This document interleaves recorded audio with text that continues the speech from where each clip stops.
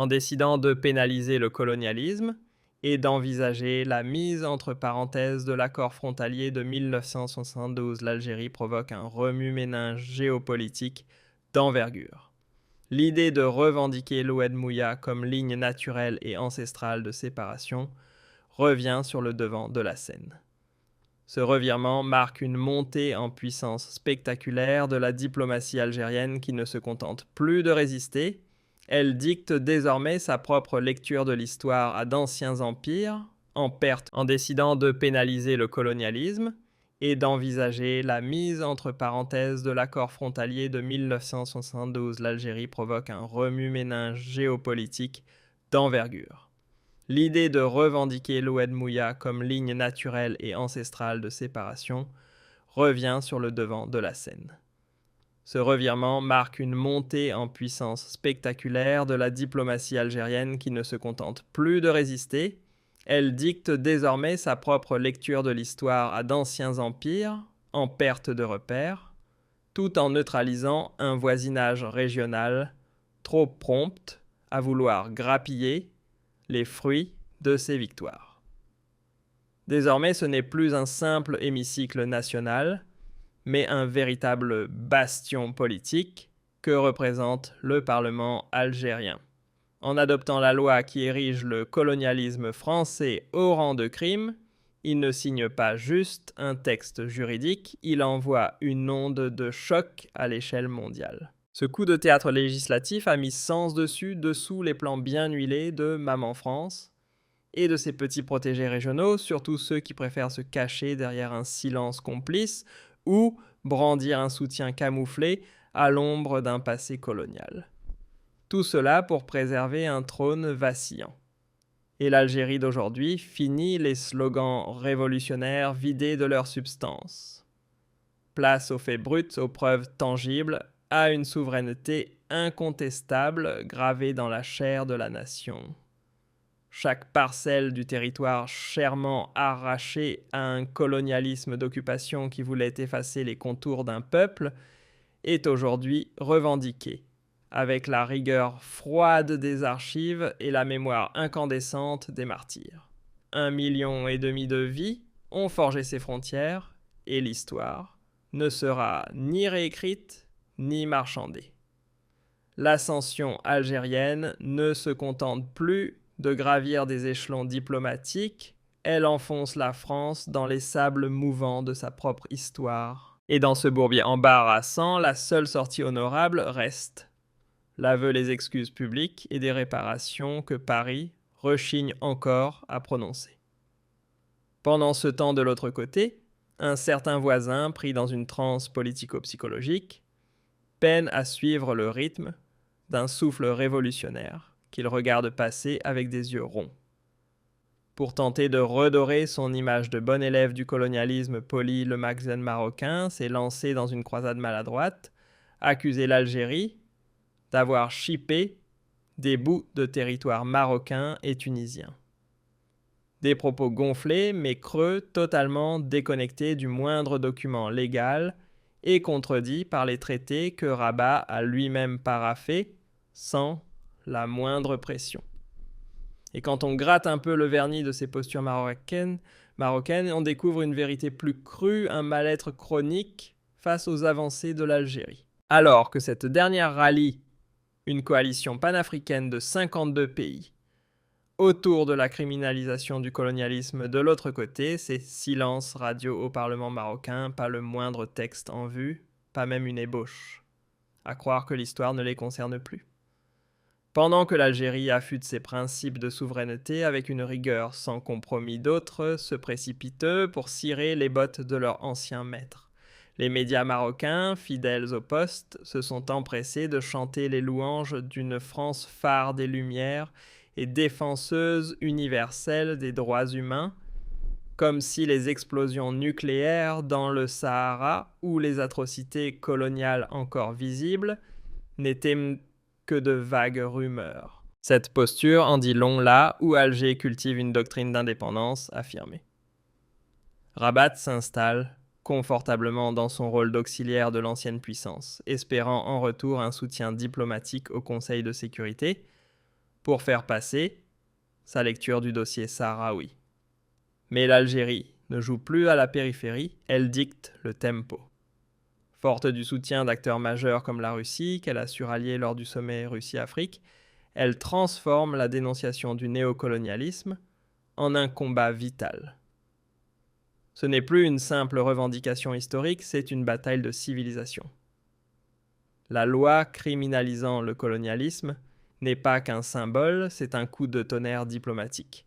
Elle redessine les rapports Afrique-Europe et amène des nations parfois opposées sur d'autres fronts à s'unir derrière la posture algérienne parce que cette posture parle à leur fierté, à leur mémoire, à leur dignité collective. Pendant que l'Algérie trace son sillage avec assurance, le Maghreb, lui, s'enfonce dans une solitude stratégique embarrassante. Isolé, il se cramponne aux défenseurs d'un passé sanglant, cette France coloniale qu'il présente comme victime. Et pour détourner l'attention, il tente de semer le doute en inventant des querelles frontalières, comme si les lignes dessinées à l'encre des traités et au prix du sang pouvaient soudainement être effacées par des fantasmes politiques. Mais une question pique là, où ça fait mal, si vous étiez vraiment dépossédé, pourquoi avoir signé l'accord frontalier de 1972 ?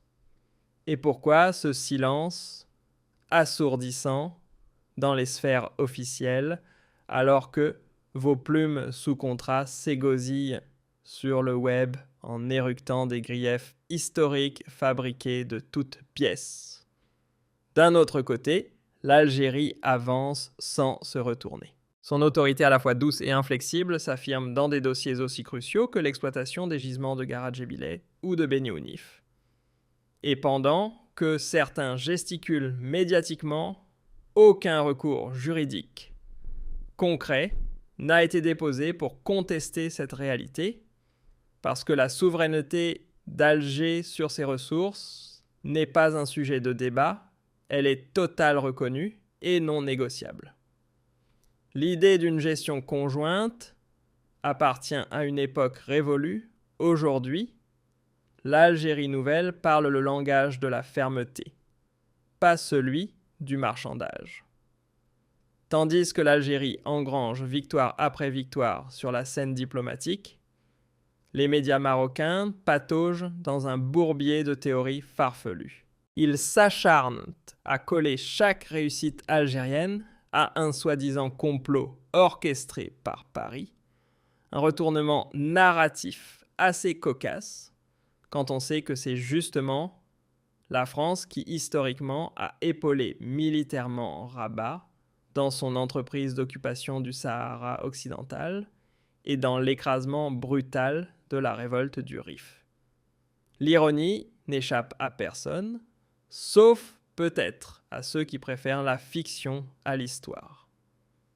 Dans ce contexte, la décision de l'Algérie de criminaliser le colonialisme sonne comme un coup de gong dans les cercles du Maghreb.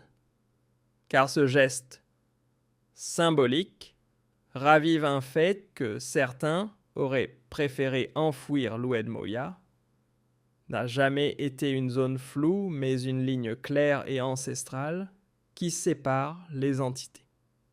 Et cette clarification fait trembler les défenseurs de l'expansionnisme marocain, bien conscients que l'ouverture des vrais dossiers historiques révélerait à quel point leur projet territorial repose sur des béquilles coloniales. Mais l'Algérie n'a pas besoin d'approbation étrangère pour affirmer la sienne. Elle ne quémande rien, elle impose. Par sa force militaire, par sa posture diplomatique, elle grave dans le réel ce que d'autres aimeraient dissimuler. Et à chaque fois que Paris encaisse un revers venu d'Alger, les plumes du Maghreb s'agitent comme un chœur en panique, hurlant à la perte de terres imaginaires. Une réaction presque automatique qui en dit long sur qui est vraiment visé. C'est une manœuvre aussi grossière que prévisible brandir de prétendues terres perdues pour détourner le regard d'un fiasco juridique total. car chaque fois que la Cour de justice de l'Union européenne se prononce, c'est la même vérité qui revient: le Sahara occidental n'appartient pas au Maroc. Cette réalité répétée, comme un refrain juridique, réduit les ambitions territoriales de Rabat à de simples contes pour endormir la population, un théâtre d'ombre destiné à faire oublier une dépendance chronique déguisée en souveraineté. Mais ce qui fait la différence, c'est qu'Alger ne se contente pas de répondre. Elle isole. Sur l'échiquier africain, la diplomatie algérienne a réussi l'exploit de mettre à nu un régime marocain coincé dans son rôle de relais des intérêts occidentaux. En poussant la criminalisation du colonialisme au cœur des débats continentaux, l'Algérie a arraché le masque du Makhzen, le révélant tel qu'il est un garant complaisant des agendas français et sionistes, loin des aspirations africaines à l'émancipation. Et pendant que certains se cramponnent à leur rôle de vigiles postcoloniaux, l'Algérie, elle redéfinit les règles du jeu. En adoptant une loi souveraine qui oblige la France à faire face à ses crimes d'hier Alger, met Paris dos au mur. Fini les beaux discours sur les droits de l'homme quand les archives parlent. Dans ce bras de fer historique, c'est l'Algérie qui incarne une Afrique qui se relève pendant que d'autres se contentent d'ouvrir les barrières pour les intérêts européens. Tenter de faire croire que l'Algérie serait incohérente en dénonçant le colonialisme, tout en conservant ses frontières actuelles, relève d'un niveau de naïveté ou de malhonnêteté politique assez spectaculaire. Car ces frontières, loin d'être un cadeau hérité de l'occupant, sont le fruit d'un combat long, douloureux, payé au prix fort.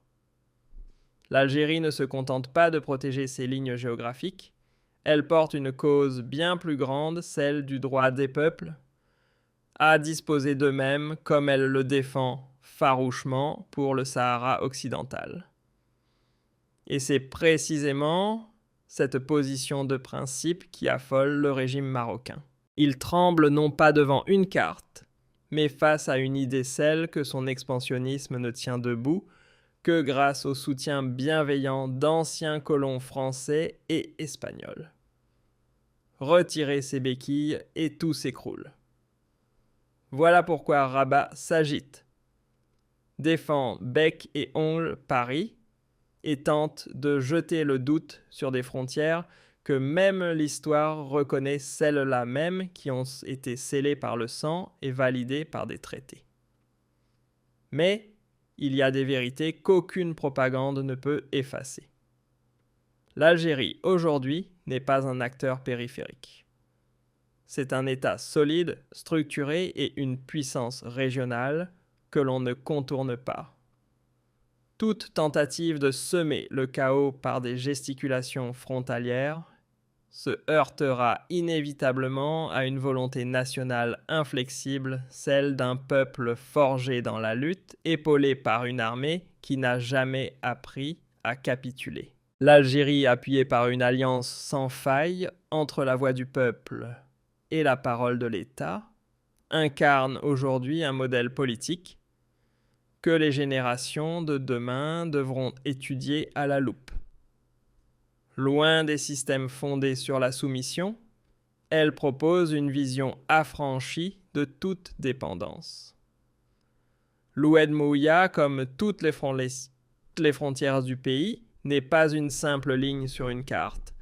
C'est une cicatrice sacrée gravée par le sacrifice des martyrs, une frontière inviolable à 1000 lieues des fantasmes de ceux qui rêvent à Paris ou à Tel Aviv, d'en déplacer les contours par des manigances. Les chiffres ne mentent pas.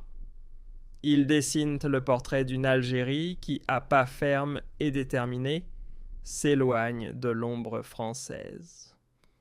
Cela passe par la remise à plat des partenariats économiques douteux, l'affirmation linguistique à travers l'arabe et l'ouverture vers de nouveaux pôles d'influence mondiaux, loin de l'axe anciennement dominant. Face à ce mouvement d'émancipation irrésistible, les cercles du pouvoir marocain, proches du trône alaouite, n'ont pu contenir leur colère. Et pour cause, une Algérie libérée signifie la fin de leur rôle de messager fidèle de Paris dans la région. Car quand Alger parle de criminaliser le colonialisme, elle ne vise pas seulement les chaînes du passé, mais aussi celles d'aujourd'hui, notamment celles que le Maghreb utilise pour opprimer par procuration le peuple sahraoui.